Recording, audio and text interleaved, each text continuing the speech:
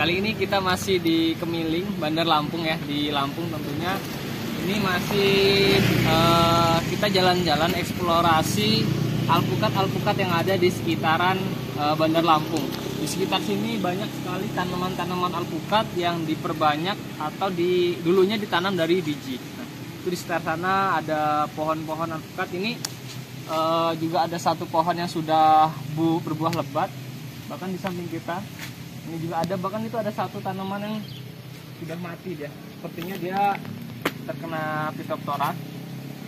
Nah, kebetulan di sini kita sudah bersama rekan kami yang memiliki pohon ini. Ini kalau boleh tahu sudah berapa tahun kira-kira Pak? Wah, ini sudah sekitar 20-an. Oh, sudah 20 tahun ya.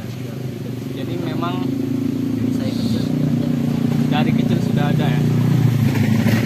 20 tahun. Kurang lebih sekitar 20. Oh ya, sebelumnya saya manggilnya Mas apa Bapak ini? Mas aja, Mas. Oh, kita sama Mas siapa? Kira-kira ini sama Mas. Oh, sama Mas Pastor. Oke. Jadi alpukat yang ada di depan kita ini sudah berumur 20 tahun. Nah, buahnya sangat lebat sekali kalau kita lihat di situ. Dia satu tangkai itu bergerombol, bahkan bisa sampai 2, 3, 4, 5, 6, 7, 8, 9, 10, 12. Satu tangkai bisa 12, itu lebih lebat lagi. Dan itu luar biasa. Ini sangat lebat ya. Lebat nih. Tutup daun. Bingung ini kok bisa sampai kayak gini gitu.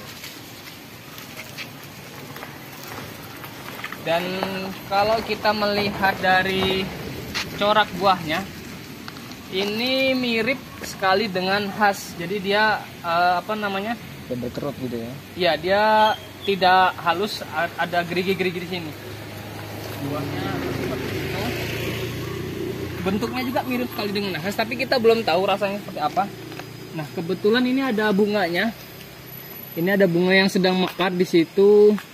Cuman kita masih agak susah ya melihat bunganya. Apakah ini tipe B? Oh, kalau kita lihat di sini, ini kita sekarang posisi sekitar jam 12 lebih, setengah 1 ya. Ini sudah hampir jam 1.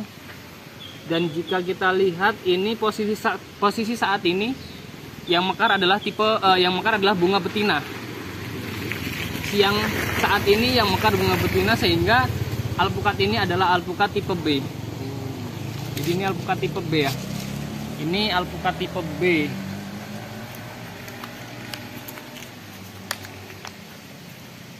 Memang sangat menarik, buahnya sangat lebat. Bahkan kalau di sekitaran sini,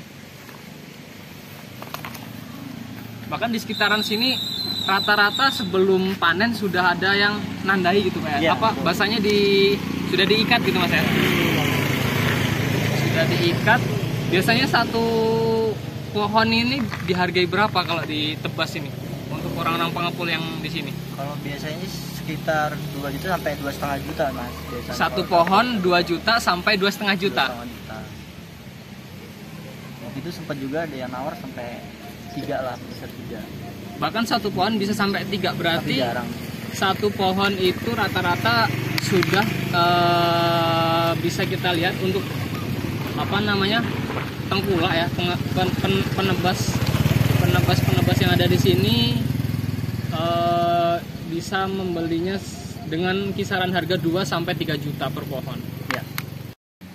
Jadi memang bagus sekali tanaman. Nah, ini Ya. udah berapa kali berbuah ini Mas ini Kalau kira-kira? ini sudah berkali-kali Mas. Oh, ini sudah berkali-kali ya. Iya.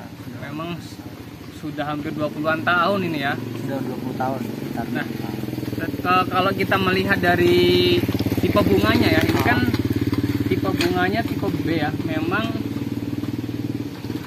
bunga ini juga cukup bagus, tanamannya ini cukup bagus.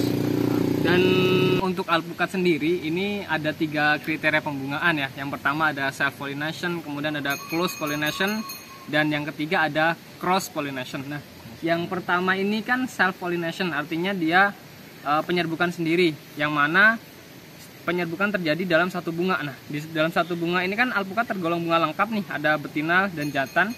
Ketika dia mekar itu dia langsung bisa penyerbukan di situ terjadi pada bunga tersebut, satu bunga, sehingga dia disebut dengan self pollination. Kemudian yang kedua ada istilahnya close pollination atau penyerbukan dekat. Artinya bunga ini dalam satu tangkai nih, di dalam satu tangkai alpukat ini kan banyak bunga. Nah, bunga satu dengan bunga yang ada di sekitar tangkainya tuh ada kemungkinan untuk saling menyerbuki di situ. Nah, terjadi penyerbukan yang dekat itu. Baru nanti yang ketiga ada yang namanya cross pollination. Nah, cross pollination ini dari tanaman A nanti akan diserbuki oleh tanaman B. Nah, dia terjadi persilangan di situ, cross pollination. Itu. Nah, kalau kita melihat di sini memang ini lebih untuk self pollination dan close pollinationnya lebih tinggi, sehingga keterjadian buahnya di sini cukup tinggi ya. Karena memang kadang-kadang juga kita sering melihat misal ada satu pohon itu sudah umur tua tapi kok nggak pernah berbuah-buah, bahkan dia sudah berbunga, bunganya rontok terus nggak pernah jadi. Nah, ini berarti ada kriteria di situ yang mungkin tanaman tersebut lebih mendekati untuk cross pollination. Nah, makanya nanti di situ penting untuk melakukan penanaman ada alpukat tipe A dengan tipe B segala macam. Nah, nanti kita perlu manajemennya di situ gitu. Terus kalau kita lihat dari daunnya Mas ya, ini kalau daun-daunnya ini modelnya hampir mirip dengan Miki sebenarnya Mas. Dia seperti ini, kemudian dia bergelombang gitu. Daunnya dia bergelombang hampir mirip-mirip dengan Miki. Cuman kan ini kita lihat buahnya berbeda, dia lebih menggerombol, lebih lebat dan memang tidak halus gitu ya, buahnya tidak halus, mirip-mirip dengan alpukat khas gitu. Tapi untuk secara rasa kita belum nyoba teman-teman ya. Nanti kita akan review lagi kira-kira untuk kualitas ataupun rasa dari buah alpukat ini seperti apa. Ya, nanti tunggu video selanjutnya. Jangan lupa untuk terus tonton, like, comment, dan subscribe.